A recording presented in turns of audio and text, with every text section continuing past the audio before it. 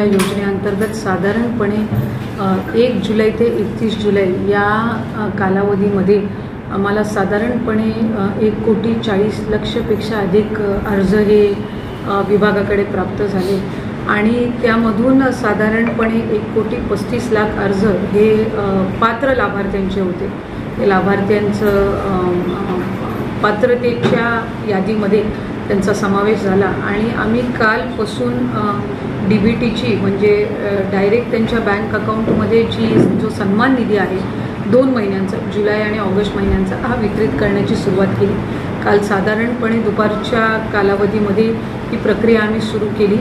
साधारणपणे आपण बघतो की ज्या वेळेला इतक्या मोठ्या प्रमाणामध्ये योजना ज्याच्यामध्ये 1 कोटीपेक्षा अधिक DBT हे पहिल्या फेजमध्ये असतं त्यावेळेला सगळ्या त्याच्या तांत्रिक बाबी इतर गोष्टी तपासून घेणं फार गरजेचं असतं। म्हणून एकाच दिवशी DBT न करता हे टप्प्याटप्प्याने करावं या दृष्टिकोनातून आम्ही काल सुरुवात केली। काल साधारणपणे 31 ते 32 लाख लाभार्थ्यांना त्यांचा निधी हा वितरित झाला।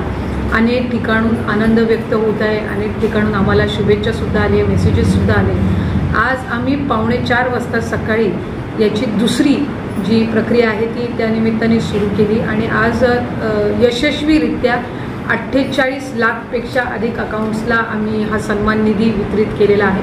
3,000 रुपयाचा हा सन्मान निधी आहे जुलै आणि ऑगस्ट महिन्याचा।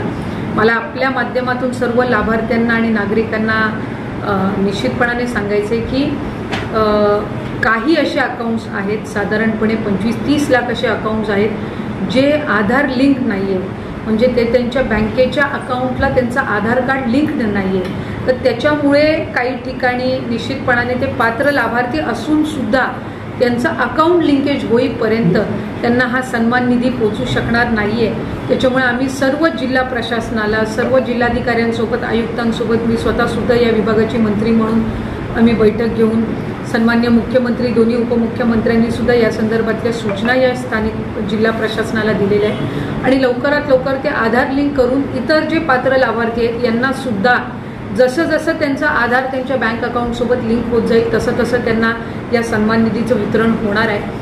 आणि 17 तारखेला राज्यस्तरीय कार्यक्रम याचा पुण्यामध्ये बालेवाडीमध्ये आयोजित केला गेलेला आहे।